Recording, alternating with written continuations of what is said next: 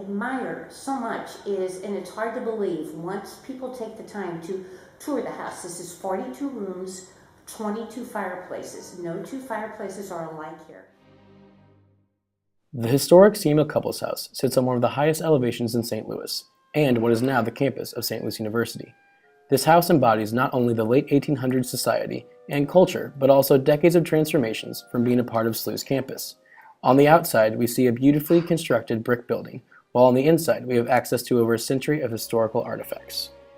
My name is Mary Marshall, and I am the marketing coordinator for the historic Samuel Couples House and also the St. Louis University Museum of Art. And in addition, I provide the docent tours here. Who is the man that built a monument and gave us a glimpse into the past? Samuel Couples was really, in a nutshell, the right guy at the right time with the right tools. Samuel Couples is a self-made millionaire. He was the youngest of 13 children. He was born in Harrisburg, Pennsylvania.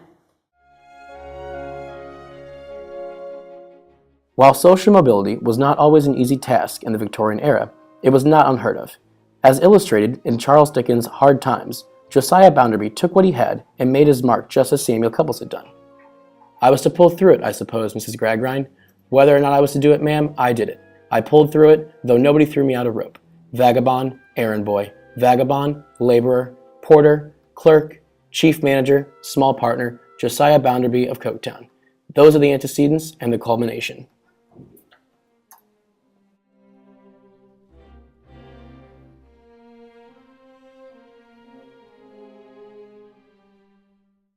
Take the time to walk through here and you see, again, the artwork and things is one thing, but the architecture and the stained glass that is original to the house. Found within the Samuel Couples House is a wide range of historical artifacts, including paintings, stained glass windows, and many handcrafted pieces of furniture, one of which is his beloved partner's desk. Mr. Couples by the architect of the house, Thomas Annan. So again, this home construction began in 1887. So this desk, I'm not good at math. I mean, this desk pretty much came with the house. So this is, when you look at it, I mean,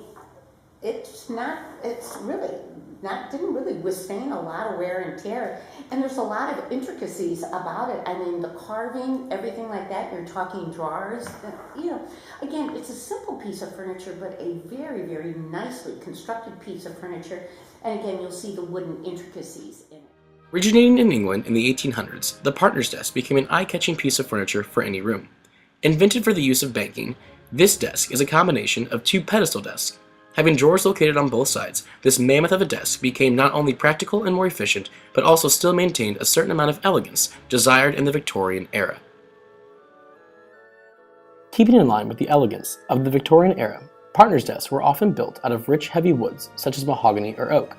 Previously mentioned by Mary Marshall, the attention to detail is a noticeable characteristic of the partner's desk. According to Henry Hawley at the Cleveland Museum of Art, ornaments were attached to furniture forms in the style widely called High Victorian, symmetrical, rotund, and inclined to be top-heavy. As is easily observed, the Samuel Couples partner's desk possesses many of those characteristics. Although Samuel Couples was known to be a frugal man, his partner's desk has a distinct upper echelon vibe.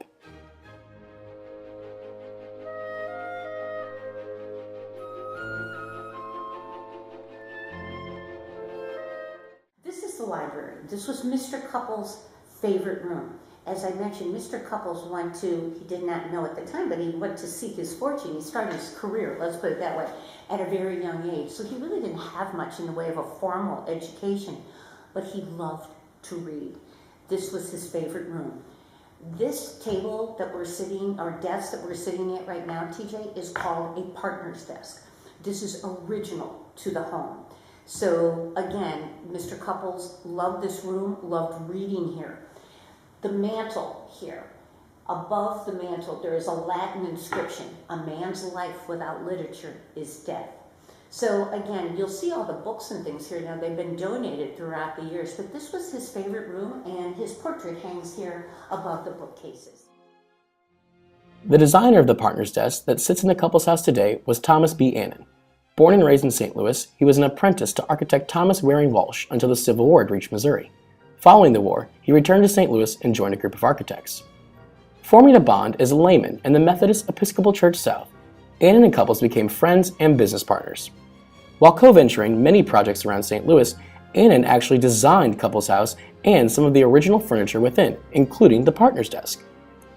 Included in his many contributions to St. Louis, Annan helped found the St. Louis area chapter of the American Institute of Architects and served as its chapter president in 1894.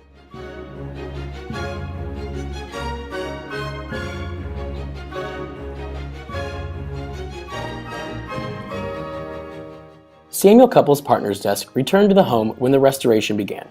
Surviving the test of time, this desk remains in a very good condition. Today it sits in his study as the center of attention for everyone to see.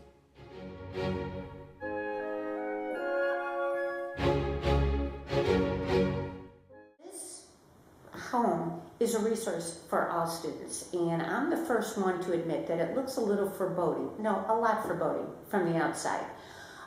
This is a resource for all students to come in, to walk around, just, browse, relax.